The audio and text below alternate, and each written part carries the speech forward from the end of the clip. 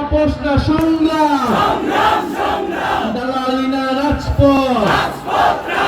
ইনশাআল্লাহ আমরা আবার নেতৃত্বে আসবো এবং 3রা আগস্ট জুলাই ঘোষণাপত্র এবং জুলাই সনদের দাবিতে আমরা জড়ো হচ্ছি শহীদ মিনারে। আপনাদেরকে আমন্ত্রণ জানাচ্ছি। আমরা বাংলাদেশের প্রত্যেকটি জেলায় যাচ্ছি, আপনাদের দুয়ারে যাচ্ছি, আপনাদের সমস্যার কথা বলছি।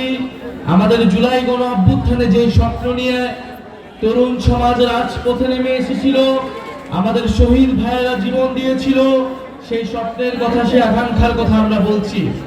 কারণ আমরা মনে করি জুলাই গণ অভ্যুত্থান বাংলাদেশের স্বাধীনতা সংগ্রামের পরে বাংলাদেশের রাজনৈতিক ইতিহাসে সবচেয়ে বড় ঘটনা।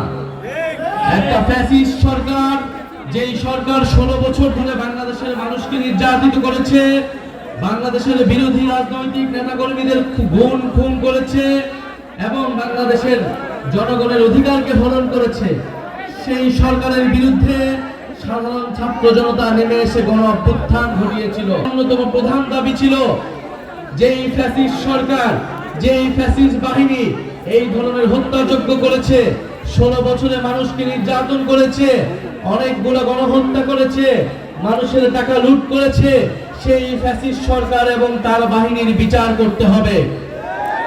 আমরা শেখ হাসিনা সহ আওয়ামী লীগের যারা বিভিন্ন সন্ত্রাসীরা রয়েছে তাদের বিচারের দাবিতে আমরা রাজপথে নেমেছি। বাংলাদেশের অভ্যুত্থানকারী জনতা বাংলাদেশের আগামী নতুন সংবিধান নির্ধারণ করবে। প্রিয় সংগ্রামী বন্ধুগণ, তরুণরা রাজপথে নেমে এসেছিল।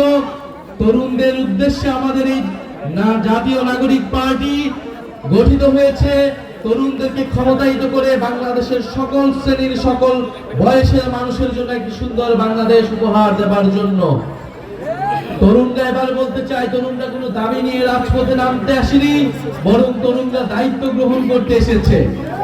এবং আপনারা যারা মুরব্বীরা রয়েছেন, আমাদের মা খালারা রয়েছেন, আমাদের চাচারা বয়সীরা রয়েছেন, আপনারা আমাদের অভিভাবকত্ব গ্রহণ করবেন, জাতীয় নাগরিক পার্টিকে পরামর্শ দিবেন। জাতীয় নাগরিক পার্টি সাধারণ মানুষের, নাগরিকের অধিকার আদায় এবং মর্যাদার জন্য কাজ করবে।